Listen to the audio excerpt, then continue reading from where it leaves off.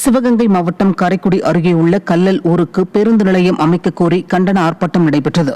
வளர்ந்து வரும் ஊர்களில் ஒன்றான கல்லல் வழியாக சிவகங்கை, மதுரை, காளையார்கோவில், முதுகுளத்தூர் மற்றும் ராமநாதபுரம் உள்ளிட்ட ஊர்களுக்கு பேருந்துகள் செல்கின்றன.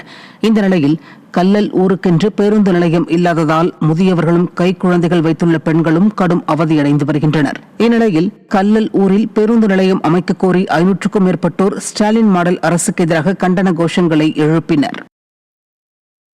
கரூர் மாவட்டம் குளித்தலை அருகே உலர்களம் மற்றும் சேமிப்பு கிடங்கு கட்டிடம் தரமற்ற முறையில் கட்டப்படுவதாக விவசாயிகள் குற்றம் சாட்டியுள்ளனர். வரகூர் கிராமத்தில் விவசாயிகளுக்கு விளைநிலங்களில் விளையக்கூடிய பொருட்களை காய வைப்பதற்காக உலர்களம் மற்றும் சேமிப்பு கிடங்கு கட்டப்பட்டு வருகிறது. பல கோடி ரூபாய் மதிப்பில் கட்டப்படும் இந்த கட்டிடம் தரமற்ற முறையில் கட்டப்படுவதாகவும் கட்டிடத்தின் சிமெண்ட் பூச்சுகள் பெயர்ந்து வருவதாகவும் விவசாயிகள் குற்றம் சாட்டியுள்ளனர். திறனற்ற திமுக அரசு முறையாக திட்டங்களை செய்யாமல் மக்களின் வரிப்பணத்தை வீணடிப்பதாக பொதுமக்கள் குற்றம் சாட்டியுள்ளனர். திருவண்ணாமலை மாவட்டம் வந்தவாசி புதிய பேருந்து நிலையத்தில் கழிவறைகள் முறையாக பராமரிக்காததால் கழிவுநீர் வெளியேறி நோய் பரவும் அபாயம் ஏற்பட்டுள்ளது.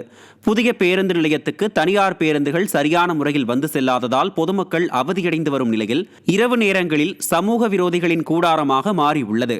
இதனிடையே குடிநீர் குழாய் உடைபட்டு தண்ணீர் வீணாவதால் தொற்றுநோய் பரவும் அபாயமும் ஏற்பட்டுள்ளதால் ஸ்டாலின் மாடல் அரசின் நகராட்சி அதிகாரிகள் உடனடியாக நடவடிக்கை எடுக்க வேண்டும் என பொதுமக்கள் கோரிக்கை விடுத்துள்ளனர்.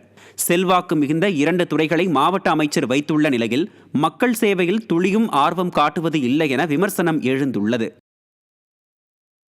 கள்ளக்குறிச்சி மாவட்டம் புதுப்பாலப்பட்டு அரசு உயர்நிலைப் பள்ளியில் உள்ள நாற்காலி, கழிவறை கதவு உள்ளிட்ட பொருட்களை மர்ம நபர்கள் சேதப்படுத்திய வீடியோ வெளியாகி அதிர்ச்சியை ஏற்படுத்தியுள்ளது. விடுமுறை நாள் என்பதால் பள்ளியில் ஆள் நடமாட்டம் இல்லாததை பயன்படுத்தி பள்ளியின் பூட்டை உடைத்து வகுப்பறையில் இருந்த பல்வேறு பொருட்களை மர்ம நபர்கள் சேதப்படுத்தியுள்ளனர். விடியா ஸ்டாலின் ஆட்சியில் ஏவல் துறை கும்பகர்ண தூக்கத்தில் இருப்பதால் பள்ளிகளை கூட குற்றவாளிகள் சூறையாடும் அவலம் உருவாகிவிட்டதாக மக்கள் வேதனை தெரிவித்தனர்.